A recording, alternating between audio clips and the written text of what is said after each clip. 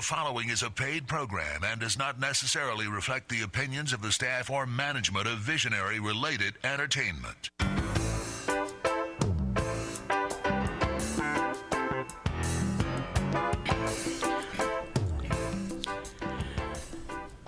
Aloha and welcome to Maui Nonprofit Notes, the weekly radio show where you'll find us talking story with Maui's nonprofit executive directors and staff to find out how they're working to support the needs within our community. Maui Nonprofit Notes is generously sponsored by Pacific Source. If you're building or remodeling a home, please stop by Pacific Source's cabinet and appliance showroom located in the Waikapu Bayshard. I'm Susie Tiemann, Executive Director of Lokahi Pacific, and your host for Maui Nonprofit Notes. During this hour each week, we share some of the experiences of our nonprofit agencies and just how they're changing lives, changing communities, and creating miracles of hope for those with needs. And today we're going to start off the show talking with a few people from Maui Mediation Services. And I tried to figure out which category do you fit in when it comes to changing lives, changing communities, creating miracles. You kind of fit into all of them. I like to claim all three. Yeah, because if somebody's having a problem and they can't talk about it and fix it, then that seems to be their entire focus, their entire world. And how do you make it where you're palatable, you can exist in a peaceful way if you're all involved in some type of chaos, conflict, dispute? So if we're able to help out, it can change our world. The voice you're listening to is the voice of Bhavon Bowers, who's the Executive Director of Maui Mediation Services. Hi there. Welcome. Thank you for having us. We are so excited. How was your 4th of July? You know, it was explosive. Whoa. I've been waiting to do that. I just walked right into that one. It was very nice. I just really liked having it in the middle of the week. There was something about having the 2 days and then the break and then coming back that made it feel like little mini weeks. I didn't like it because it was 2 Mondays and 2 Fridays. Last week. Well, you know? yeah. And I wanted to go watch the parade on Wednesday, but it was Saturday. And so it was like, okay, anticlimactic on Wednesday. But I got to say, watching the Capitol 4th is what it's all about. And if there's anybody out there who doesn't watch that every year, you've got to turn that on. It's 7:30 or something at night, and it's on the mall, the National Mall. And it's just, the entertainment is fabulous. You couldn't buy a concert ticket that covered all the areas they covered. Really? And you've got the military bands, and you've got the fireworks, of course, are introduced by the Tchaikovsky's Overture of 1812. Oh, wow. And the cannons going off. I mean, it is so exciting, you know, and I'm up country, so I can kind of see some of the stuff that's being fired off down country. And those, you know, it's okay, but hello, when they're shooting those big things off over there that, you know, just go atop the monuments and the Capitol building. It's awesome. Just like you're there. Oh, it is. It really is. Okay. You know, and the bigger the screen TV, the better. I was about to say, big screen, loudspeakers. There you go. Have the experience. It is, and they repeat it right away. It's on from 7:30 to 9, and then 9 to 10:30. Okay. So if you miss one, you can catch it on the other. But I really recommend it, and I don't usually talk about TV shows on radio, but must be something. It's not a TV show. I mean, it's like you're there. It really is. Only you don't have to fight the mosquitoes or the crowds. Oh, that's part of it. You know, oh man, finding your car after that. I mean, the mall is packed with people. You know, I mean, it's so patriotic. I guess that's what gets me. You know, it's like bringing us all together for an hour and a half. So you had a celebratory 4th in the spirit. Yeah. Sounds good. And then again on Saturday at the Makawa Parade, that was celebration time again. I have got to make it to one of those. Oh, you have to. It's on a soon bucket list. There you go. Okay. Be there for the 54th annual next year. Okay. Okay? Sounds like a plan. I will remember that, and I will call you. Alrighty. Alrighty, let's get down to what we're here for today. We've got 2 great guests that you brought with you to talk about a special workshop that you've got coming up, and I don't want to take any more time away from them. Not a problem. Again, thank you for having us. Maui Mediation Services has been around since 1982, and part of our mission is to educate our community on dispute resolution techniques and tools. And in that line, we are now unveiling what we hope will be a regular series of brown bag gatherings at the Cameron Center, where people can come in during their lunch hour for an hour and a half or so and get some real tools that they can take that day and apply to different situations and make life a little easier. So our kickoff event happens with these two wonderful facilitators, and I say that because I know them, and I know them because they're part of the Maui Mediation family. We've got Dee Chapone and Ken Moore, and they are longtime Maui Mediation mediators, and also trainers who come in when we have basic mediation trainings, introducing people to our concepts, and they are wonderful at that. So we've got so much difficulty in just talking to one another now. The conversations themselves have seemed to take on their own negative, caustic type of life, and people just don't want to have that type of interaction. And when we stop talking to one another, we're really losing something. So how do you learn to deal with those difficult conversations? And that's what these two will be talking about next Thursday at the Cameron Center. And I don't want to miss any of their stellar background, so I'm going to ask Dee and Ken to tell you and tell our listeners a little bit about their background and why this is so important and why we're so enthused about it. So Dee, Cool. would you introduce yourself to everyone and let them know why they don't want to miss this? Okay, well, I guess I would start by saying that communication, especially with my intimate partners, has been something I have been studying for a long time. And I'm on the upper end of age, so I have a lot of experience of, experimenting with it.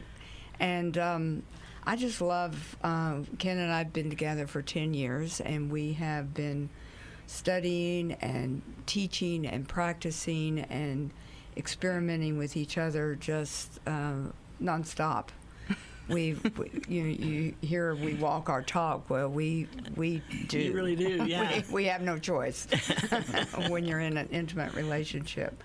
But I think the reason it's so important to us is like you said, especially now, it's just, well, I'm going off in a different tangent, but I was going to introduce myself. So let me say that our background is in, our training is primarily in nonviolent communication and mediation.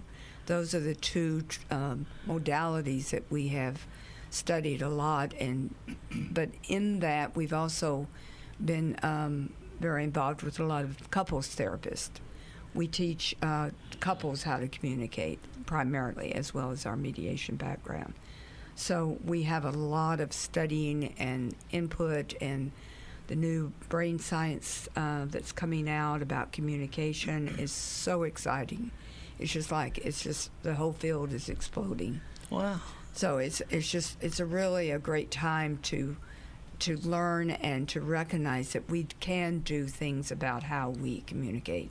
We do have control. We can relearn. We're not stuck in what we were born with.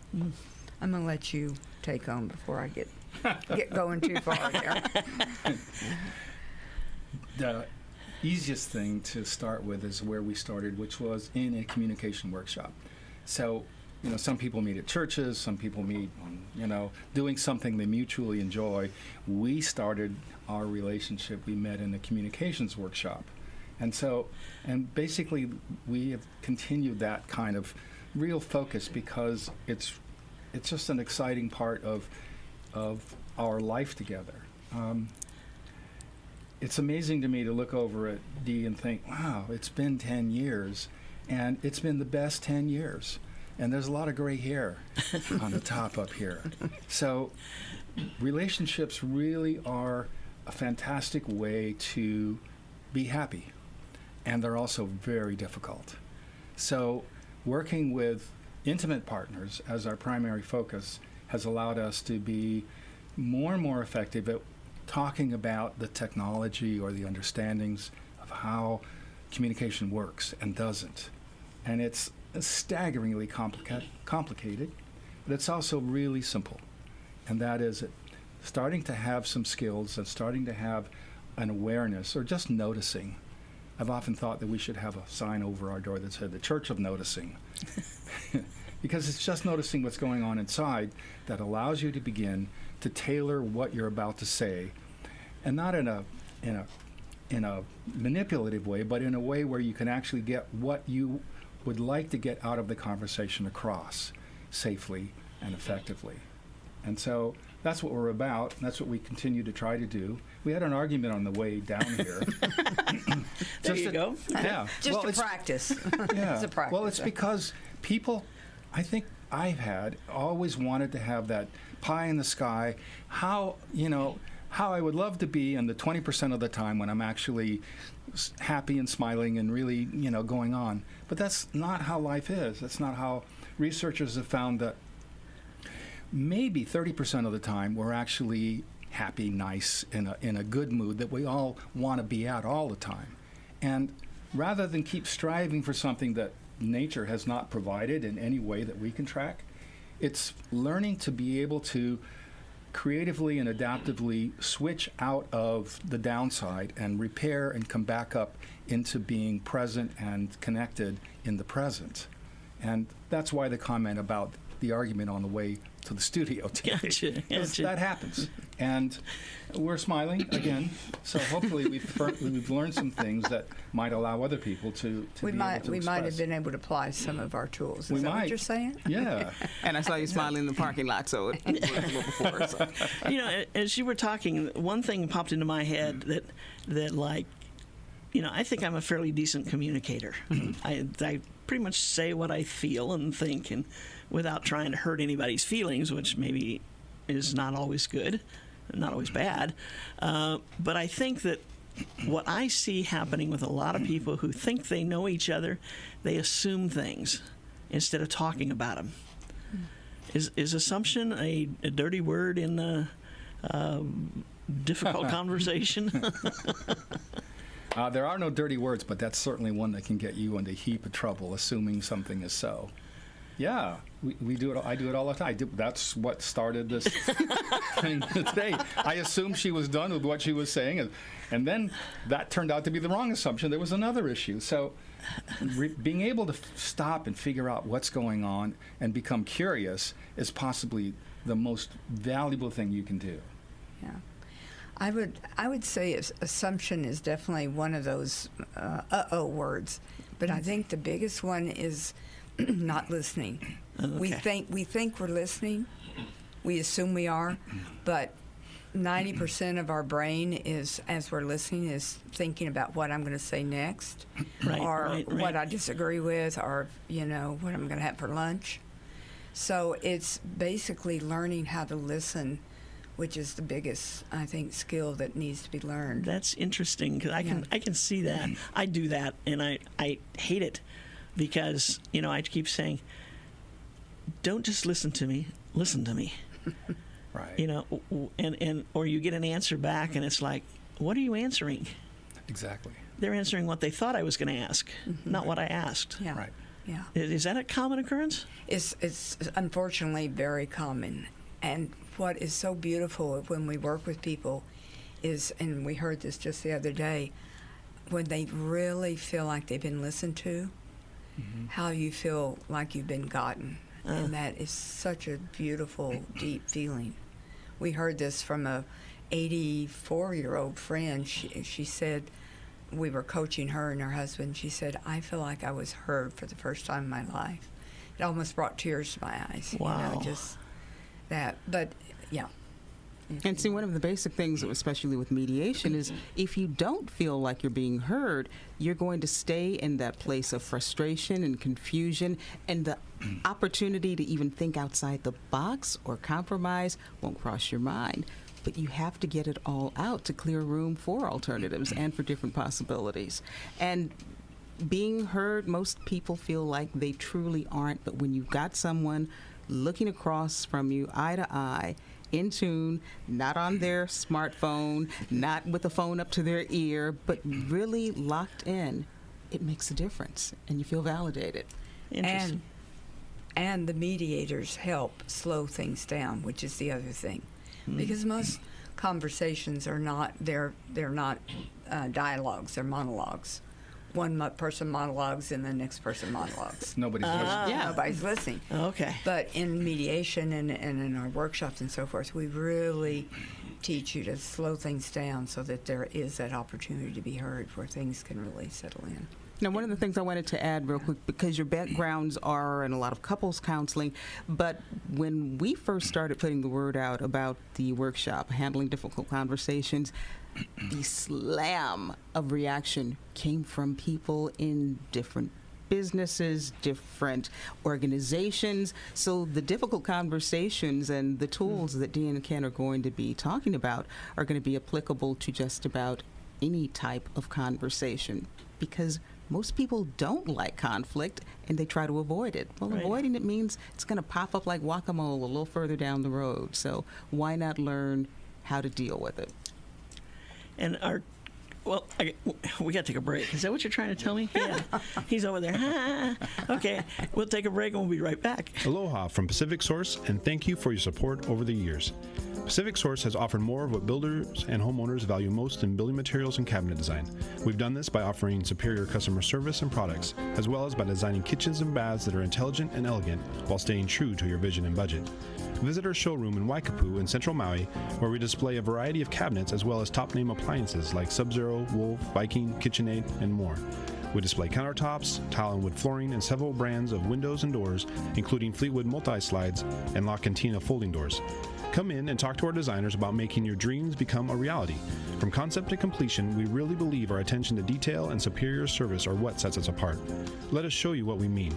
We are a Pacific Source at 515 East Oahe Way in the Consolidated Base Yard in Waikapu, just off Waiko Road. Call us at 986-0380. That's 986-0380, or look us up online at packsource.com.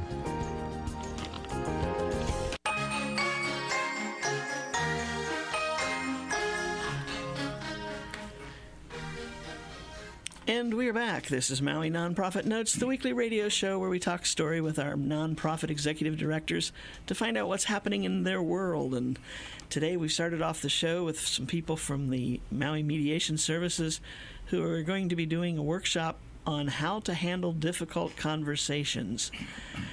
I don't know, but it seems like every conversation gets difficult from time to time. And it maybe doesn't start off that way, but if it gets really in-depth, it's just so easy to get off the tracks. And again, if you've got a monologue and a monologue where I'm not even hearing what you're saying, and then you're getting frustrated because, well, she's not answering me, and then it ramps up. right? But it's just, we've become so intolerant, it seems. And if you're not on my side or you're not seeing things my way, then you're going to have an even bigger problem. And that just escalates things. So when you start seeing things get off track, how do you bring them back? Yeah. How do you make sure that what you hear is actually what I'm trying to convey to you? What's being said? Yeah. What's the most popular? Not popular. I don't want to say that. What conversation is the hardest for people to discuss? Oh boy, there's a bunch of them that are difficult, but the ones that are the more difficult are the ones that are the more important for you or me. Usually the ones that are the most important are those that I'm holding something of value inside and I don't know whether I can get it across or not. And so it may be something as simple as personal safety. So there are times when discrimination is involved. You know, if somebody's angry or upset or drunk and you're trying to communicate with them, distance actually may be the best thing. So we're not trying to say that all conversations are dealt with the same way. But when it comes to human values and trying to connect, these techniques that we're talking about doing, these skills are 3 of about a dozen that we routinely go through in helping people begin to structure, and that's a key word, how to structure what you're saying so that you feel a little more safe, a little more in control of what's going on, and you have an opportunity to present what you're trying to say in a way that the other person might actually be able to hear and take in. You want to mention the 3 skills since you've sort of tantalized me when you mentioned that? The third skill we're going to teach will surprise most people, so we'll save that for the moment till the last. Well, we're going to talk about reflection, the ability to actually reflect back, sometimes word for word or sometimes by intention, what the other person is saying till they say, yeah, you got it. It's an extraordinarily powerful thing that is possibly the most important in terms of actually slowing things down and turning it around from not hearing to being present. So reflection's the first. And then the second one, which is possibly the most difficult and controversial, is called validation. And validation is different than agreement. Yeah. Validation is simply allowing the other person to have their viewpoint without getting in the way of it. Because my viewpoint and Dee's viewpoint and all of us here listening, our viewpoint makes sense and is logical because of the way we think, the way we're holding it. It's logical to us. To us. Yes. Maybe not to the other person. It may not be logical to the listener. So validation is this process of suspending our own judgment and simply allowing the other person to be heard, and that you actually get to the point where you go, oh, well, seeing how you hold it, I can see why you would feel that way. You think that, yeah. Because we can look at political extremists, we can look at the situation in the world. All of those people that I may disagree with make sense to themselves. And to give them that honor is possibly the most important thing that I can do in order to further the conversation and my own point of view at some point. And probably one of the most difficult. Yeah, very difficult. Yeah. The third technique or the third skill is setting appointments and honoring boundaries. And most people don't think of this. You jump in, I want to talk to you. Right now. Right now. Yeah. And the idea of setting appointments is setting it up so that it's easy and safe and comfortable for both parties rather than just laying it on them. Yeah. And doing that creates an atmosphere that is much more likely to result in a good outcome than just jumping into it. You can do it with children, you can do it with your coworkers, with your spouses. There's ways of doing it, but the concept of setting an appointment or making sure this is a good time for the other person to receive what it is you want to say. Yeah. I think that's my greatest boundary violation with Dee, my wife, is my wanting to jump into something or just start talking. And so for my own, when I think about that, it's always about that I'm actually a little upset or that there's something going on in me that really wants to come out right now. And, that's almost guaranteed to start on the wrong track. So just noticing to slow down and say, let's set a time to do this later, and making an agreement could be helpful, really helpful. And just that's an avoidance thing. Set an appointment, don't start now because I'm probably not in a place to actually be effective. Interesting. Susie, you mentioned earlier, or is it that we're having more difficulty with conversations and them getting off track? And the first tool that they talked about actually make sure that you are on the same track. Because if I'm able to say, well, Susie, is this what you mean? And you say, no, that's not it. That stops me from going all the way to the left when you were going to the right, just by that initial check-in. And we make such assumptions and then go off on a tangent or then start formulating our rebuttal to whatever it is we anticipate you saying. The communication's breaking down from the beginning when a lot of it is just locking in and listening. Right. And taking that moment before you respond, because especially if it's something volatile or something that's really got me upset, then I want to say it right now. I want to get it out. Yeah. And then I want to respond right then because you've attacked me and I'm going to come right back. And off to the races. There you go. You take that moment to pause, let it come all the way to the front where you add a little reasoning skill and say, well, if I respond this way, maybe they'll hear me. Or if I respond this way, maybe I won't have to duck because they're going to have some type of reaction. But all of that comes into play. And they're little simple steps. But when we start calling attention to them, and then you can start making it part of your regular routine, you see how effective it really is. Yeah. You know, the other side of reflection is it allows the person who was speaking, if it's an accurate reflection, to actually hear what was said. When I get a reflection back, I can hear what I just said, because brain science has long since informed us that we actually don't know what we're saying. Really? Our brain can't operate fast enough. We usually respond, especially in those outbursts, from the primitive brain in us, and it's faster than our brain. We've done already said what we and to get it back allows us to go, actually it's a little different, and that allows the speaker to shift. If I can't hear myself and really hear what I'm saying, I'm always going to be in a place of making up why I did that, and we do that, and it's usually, and then the consequences are the human situation in the world. So this is a fascinating and really enriching process to slow down and reflect and be heard and hear what I'm saying. Friday, July 20th. That's the date. That's the date to learn how to handle difficult conversations.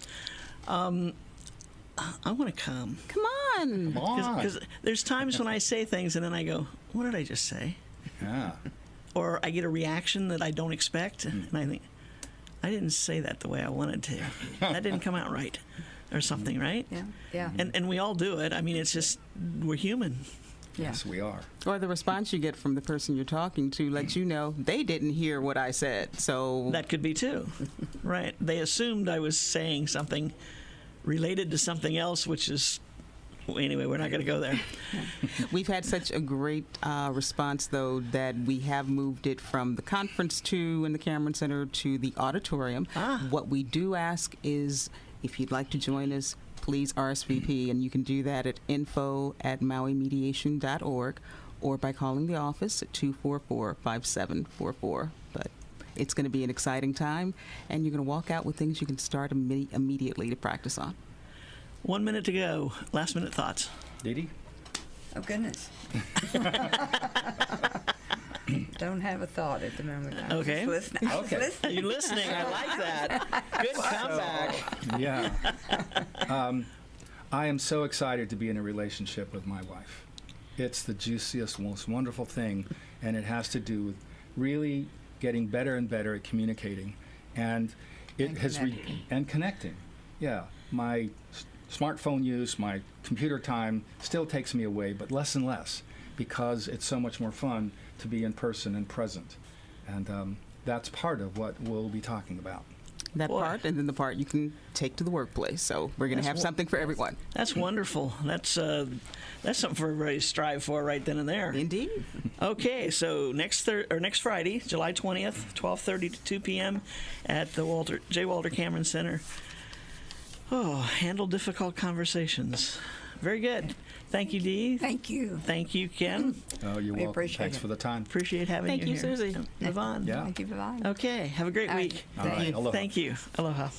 And coming up here on the second half of the show, we're going to be talking with Dave Daly from MEO, and he has brought a guest with him. Actually, she's not a guest. She's taking your class. She is a loan client. Oh, loan client. Okay. And has a successful business running, and has a business that many of you pass by every day and probably didn't realize it. And the secret is to get them to not pass by, but to come by and stop. Isn't that right? Come on up to the table and the microphones. Let's talk story about your business and the fun you've had in getting this location open down here in Kahului. Yeah. Hi there. Put the headsets on. David, who have you brought with you? I have brought my dear friend and client, Laura Wentworth. And when I say dear friend, I mean that going through the loan process, as you well know, you get very close to your clients, Right. and you know a lot about them. Pluses and minuses. So Right. it's been an absolute pleasure to work with Laura, and she's a star in my eyes. So. And he has said that many times to me. Aw, thanks, Dave. Likewise. My first question, where did you come up with the name for your business? Oh my gosh. I get this a lot. It's actually based on Alice in Wonderland, of all things. Oh. Yeah, I wanted to bring something a little whimsical and a little fun and a little different. And I actually grew up watching Disney movies all the time. So I was always watching them and looking at them and going, okay, why does the princess have to have this other guy to come in and make this lifestyle for herself? So it kind of birthed into wanting to make my own sustainable lifestyle, and then thinking, oh, how cool would it be if I could do that for other people in the community? So that kind of transitioned into what is Sip Me now, and the coffee shop vibe that we've got going on. So Interesting. yeah. Huh. Gee, I told you it wouldn't be boring. No. This is Alice in Wonderland. Yeah. You know, we really love the idea of serving the community with different treats and just taking care of the community in general. And then it's just a bunch of concepts kind of birthed into one. It's not many people know this, but I actually have a parent company that owns all of the Sip Me's that I also own, and its actual name is No Glass Slippers. So Okay. All right. yeah. But You're out there. I got it. But the heart of the concept is really about the community, and it being our pleasure and our honor to be here and be able to serve, which we would not have been able to do had Dave and MEO not believed in us. And there was a lot of shut doors in the beginning. There still are. Sure. Even with multiple locations that are doing well and successful, the adversity is still just as much as it was prior to opening the first Right. one. But it's really amazing to have something like MEO and have Dave there as a supporter. I think that says it all. That's it. You got Dave behind you. You're ready to go. Right? Yeah. So now, how long have you been working on this the Sip Me format and concept? Oh my goodness. So I'm 35, almost 36, and I've wanted this since I was 15. Wow. So I kind of vaguely worked on it, like you do when you're 15. You're like, oh, one day I'm going to own a coffee shop, maybe. But then that kind of transitioned through my life and just ended up being a situation where I knew I really wanted to do it and I really wanted to move forward with it. And You focused on it then. yeah, exactly. Yeah. So where was the first location? The first location is in Makawao. It's still standing and still going strong. We're really lucky to be in the old Kitadas building. So it's on Baldwin, right across the street from the Makawao Steakhouse. Oh, okay. And it took me about 3 years of working on the business plan prior to approaching MEO and Dave. And then he helped me to really tailor everything and really put one of my favorite things that you always say is put the moving pieces into place. And from meeting Dave, it was another 14 months until we actually opened. But it's constantly changing. Owning a business, I've learned, is very much more like being a caretaker. Because the business and the clients and the community tell you what they want. And it may be completely different from what you envisioned or what you want. And you really have to be open to listening to that, or else you don't exist for very long. I don't think. Exactly. You thought you were going to be your own boss, didn't you? Yeah. That was the biggest lie I told myself right there. Yeah. I also thought, I thought that the business ownership would be much different than it is, but it's so much better in so many ways than I ever imagined. It's more challenging than I ever imagined. It teaches me daily. I feel like I am constantly getting, little like whacks. Like if I was in Catholic school, it'd be like getting a whack from the nun, Knuckles. But yeah, it's very different than I had imagined. I thought I'd be like breezing around with a hot cup of coffee in hand, chatting with clients, and the reality is that I very rarely ever get a hot cup of coffee because it sits for so long because I have so much to do. But it's all good. I'm extremely grateful to have this opportunity. That's cool. Is it break time again? Seems like that's all he wants to do is take breaks. Okay, Gary, have it. Aloha from Pacific Source, and thank you for your support over the years. Pacific Source has offered more of what builders and homeowners value most in building materials and cabinet design. We've done this by offering superior customer service and products, as well as by designing kitchens and baths that are intelligent and elegant while staying true to your vision and budget. Visit our showroom in Waikapu in central Maui, where we display a variety of cabinets as well as top-name appliances like Sub-Zero, Wolf, Viking, KitchenAid, and more. We display countertops, tile and wood flooring, and several brands of windows and doors, including Fleetwood multi-slides and La Cantina folding doors. Come in and talk to our designers about making your dreams become a reality. From concept to completion, we really believe our attention to detail and superior service are what sets us apart. Let us show you what we mean. We are a Pacific Source at 515 East Oahe Way in the Consolidated Base Yard in Waikapu, just off Waiko Road. Call us at 986-0380. That's 986-0380, or look us up online at packsource.com.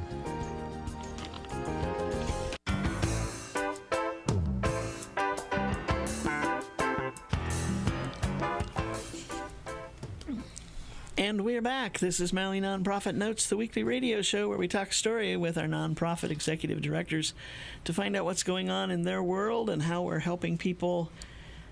I think I should throw in helping people changing lives, huh? Exactly. The MEO That's our slogan. tagline. That's it. Oh, that's your tagline. I didn't even know. And Yeah. It's so true. I love Helping people, changing lives. It's you take me back to the days when I taught the class he teaches now, with some of the things that you've said, and I think I know where you got some of them, but he's an original thinker too, and he's had quite a bit of practice trying to run a few businesses of his own and so forth, and so I think that I love it because she has learned all the pitfalls and managed to walk across those pits. She's continuing to learn. Yes. Very much so. It's a never-ending. never-ending process. Never-ending. That's right. As That's right. well you know. Yeah, 25 years in the same business, and there were still things I was learning Wow. Yeah. and changing. I mean, that was one of the things, and matter of fact, somebody said something the other day about, do I miss what I did when I had a newspaper in Honolulu? And I said, no. I said, if I ever get to the point where I want to relive those days, I've got boxes, with papers in them. Every weekly issue is in there. Wow. And I can go back and look. But it's the things that we changed that we thought they were dynamic changes, but to the readers they were subtle changes that just fit more in line with what they wanted. And now I can look at it and say, I know where that idea came from. Then I didn't. It was just something somebody said, and click, we did it. And that's kind of what you're telling me, is that something happens and you learn from that, and you just keep learning and growing. The worst thing you can do is just close your mind to all that and say, here's how I'm going to run my business. Right. I think that it's imperative to keep growing and to really keep learning. And I found that actually the adversity that I've had to face and the failures or the missteps or the errors in thinking that I make sometimes on a daily basis, Right. Because I'm learning this. I've never owned a coffee shop Right. before. I'd never even worked in service prior to opening the Makawao one. Whoa, that's a giant step to just start out serving the community. Yeah, but that adversity and those pitfalls and kind of, falling on my face a couple times or more than a couple times has really taught me more than any book could possibly Right. teach. And I actually didn't get to take the MEO class, but I felt like I kind of got a private, private Yeah. class. Yeah. I'm still getting it, which is amazing. The thing that we're not touching on is that when Laura walked in my door for the first time that I met her, she sat down and said, I'm going to open this coffee shop and I need this much money, which is a lot different than a lot of our clients that come in with seeking certain things or asking certain things. And to her credit, the moment that she showed me the business plan, she'd spent, like she said, 2 years. It showed the detail, the planning, what needed to happen. It made what we were doing on the lending side of things very easy. the dynamic of what she brings is the tenacity and the flexibility. So when things were going, okay, I'm bullying ahead, but I need to shift over here, she was okay with that. It's sort of like Play-Doh. You can move it however you want to move it. It's still going to maintain the same mass. So it was, that's why she's successful. Thank you. That's cool. So now, okay, so you've opened the Makawao shop. What do you call them? Shop? Shop, yeah. Shop, store. Coffee shop. Okay. And that's open what? Regular business hours? Yeah. Or earlier in the morning? It's open every day. So we open Monday through Saturday from 6 a.m. to 5 p.m. and then on Sundays 7 a.m. to 5 p.m. The Kahului one is a little bit different, also since no one really knows where it's at yet. It's kind of like if you know, you know. For everyone listening, the reason I don't have signs is because I'm working through permits still. We hope that we'll get them up shortly. But yeah, that was the first thing I mentioned to you, wasn't it? I said, because he was telling me you were going to be moving in there, and I kept watching because I drive by there every day, right? Right. And I kept thinking, what's happening? What's happening? And then periodically I'd see Dave, and I'd say, okay, so where's Laura now?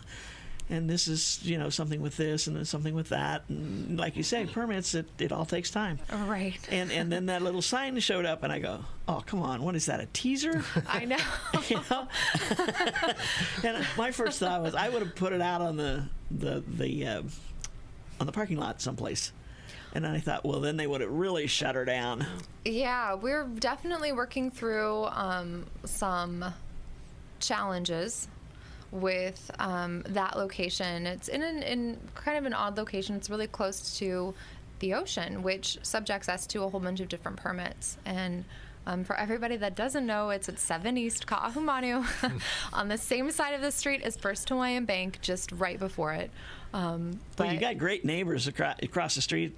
Kitty Corner's Burger King, right? And A&B's corporate building is right on the other way. Yeah, we've got all of their workers coming in. It's such a great place. It's such a great community. We're really honored to be a part of the central community now, and just kind of tailoring everything to their needs and what they need from us to be, for their local coffee shop here in Kahului. Is that beach buggy yours? Is that the beach buggy? No. I get asked that a lot, though. I'm like, wow, people must think that's amazing. I just cruise around with my traveling cappuccino and my beach buggy. I actually wouldn't mind that at all. That would be amazing. But no, it's one of our friends. She's actually setting it there to get some rentals on it. So no, it's not mine. So people can rent it. They can rent it, and it draws people's eyes since we don't have signs right now. We put up some plants yesterday or a couple days ago, I guess it was, and just trying to bring about more people viewing it and knowing. When you were getting there. ready to open and you had lights on at night inside, it looked so cool through the doors. Oh, thank you. I mean, it looked like you were getting ready to shoot pictures for a magazine layout or something. The inside is absolutely stunning. They have done such an excellent job. All their locations have been the interior design and the striking and the cleanliness is outstanding. You want to be in there. So thank you very beautiful. Much. Boy, he's good, isn't he? Yeah, I know, right? Yeah. I'm very lucky, though. My guys husband. are killing me over here. But that's your job is to toot the horn for all of your clients. Exactly, and it's easy when they do good. Exactly. The easy part is that horn goes off all the time. I don't have to do anything. I could just ride along with the horn. Gotcha. So now the Kahului one is open. When and how? So daily, and it's open. Oh my gosh, I just forgot my hours. This is what happens when you're overworked and your brain is just filled with too many numbers, all those projections. It is open from 6 a.m. to 6 p.m. daily. Actually, on Sundays, 7 to 6. Wow, that's a lot of hours. Yeah. We found that we really needed to be available for the dock workers and the county workers. And, we're here to service the community. What a lot of people don't know is that SIPME, about 90% of our sales come from the local clients here. We aren't tourism-based really at all. So we really take that honor serious. Right. We want to do right by the community. So we try to tailor our hours to what our clients really need. The dock workers get in there a little bit earlier, like 3 a.m., than we're able to open. But we try to be there for their breaks, and we try to be there for, be open for the police department and their switchovers, and, Wow. That's Yeah, great. I actually have noticed the police department in there. Yeah. Oh, it's great. We're like the safest coffee shop in town. That's good. That's good. I think that what I'm hearing from you, is your ear is to the ground. You're listening to what your people are saying, and if you can accommodate it and it makes sense, is that with a TS or an SE? Either way. Both. Either way. Both. Okay, good. You'll try it. Exactly. We're always really open to feedback, and I'm really new to the business industry. I've never owned a business like this before. I've never worked in service before. I am bound to make mistakes and missteps. And so with that, we really look to our community to gently let me know when I have made a misstep or there's something that they'd like to see from us that they aren't seeing. We have actually an email set up in every location for people to email me directly with their feedback. For any listeners that have feedback, it's feedback.sipmemaui@gmail.com. And that's SIPME, SIPME. Correct. But yeah, it's you have to, especially I'm so new to business. I don't always know what I'm doing. And I rely heavily on my mentors and my friends and the different organizations that have supported us to, keep me going and to keep SIPME, sustaining and growing and being there for the community. That's our main goal. Anybody in your family go in this direction? No one. Nothing. No. What that's so unusual to have somebody just I'm going to do this at the age of 15. Yeah, I kind of just woke up one day, literally, and I was like, I'm going to own a coffee shop. Are you a big coffee drinker? I not as much as one would think. I have maybe a latte a day, so not a lot. Wow. I just knew that coffee shops really embody the community. They're all about serving the community, and they're there in a way that restaurants aren't, but are kind of. Yeah. If that makes any sense. Right. It's very much a community-centered project, so to speak. So I really wanted to reach people, and the best way to do that was through a coffee shop. And I just always associated community and the honor to serve with coffee shops. There was one coffee shop in particular in Montana where I grew up that kind of stuck with me, and I think that that's where the original idea birthed from. Interesting. Yeah. I think you saying that, whenever we went on family vacations, we didn't look for the Howard Johnsons or the IHOPs or the, all the brand names, McDonald's, whatever's. My dad was always on the lookout for a coffee shop or the corner cafe or those kinds of things. Right. Because he said that's the best food, best prices. They're not going to mess with you. Yeah. Because that's their livelihood. And Right. And good this is people. their only shop. Right. In many cases. And I can see where that would make a difference. Yeah. Absolutely. Yeah. Absolutely. I always wanted to start a Chinese restaurant. You know this one, Dave. Why? Why? Because I thought the name would really be great. The Wong Place. That's It's a amazing. good thing you don't quit your day job. Just think of all the fun commercials you could make out of having Right. dinner at the Wong Place. Oh, that's amazing. What can I say? Anyway, go. I never tried it, thank goodness. That's probably several thousands of dollars I saved. But SIPME, it says what it is. Yep. And now, what kinds of things do you have to go along with the coffee and the lattes? And, So initially, my entire concept was based around just coffee, and then very quickly, our community told me that they needed treats, they needed juice and smoothies. So our menu has expanded greatly. So we have all sorts of espresso drinks, iced and regular. We pull all of our espresso with Italian standards in mind, and then our house coffee. We also have our cold cold pressed juice that we do in-house now, 100% organic, really delicious, and we tailor them to be low in sugar with a highlight on health benefits. And then we have our smoothies, we've got great paninis, we've got the best freshly baked treats that you could ask for. We actually work directly with 2 executive chefs who bake all of our treats fresh daily. Wow. Or 3 now, actually. So there's Consuelo Bronick, who owns Consuelo's Kitchen, and then Chef Lee Anderson, who owns Sugar Beach Events. And recently, we actually just confirmed Vasi. I don't know her last name. Oh my goodness! But she's got all of the great Vasi's items in Costco. But she's also Bev Gannon's of Haile Miley and Gannon's Right. pastry chef. So yeah, we have all of these amazing chefs that bake all of our stuff fresh daily and deliver it to us. So we're pretty spoiled there. And then yeah, we have the paninis. We're getting gluten-free back on the menu. I'm very excited to have that happening.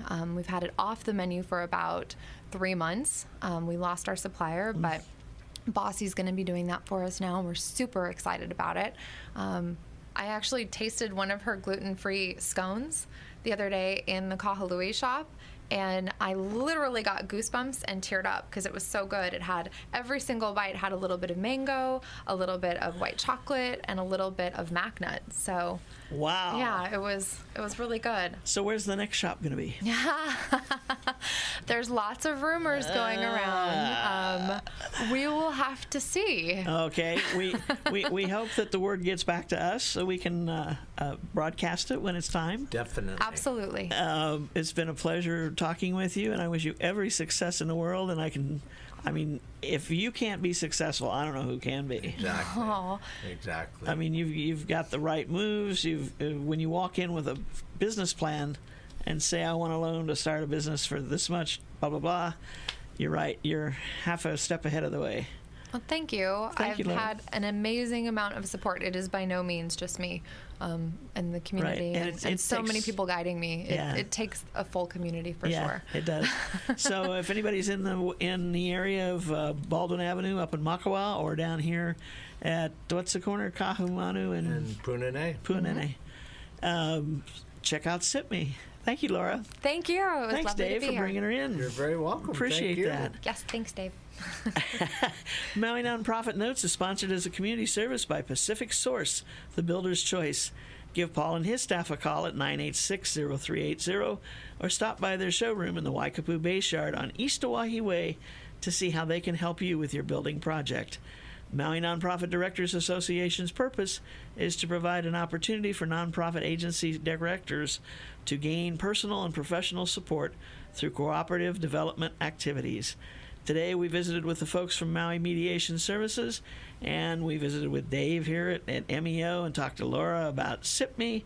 We talked with Dee and Ken about the how to handle difficult conversations, the workshop that's coming up at Maui Mediation Services next Friday.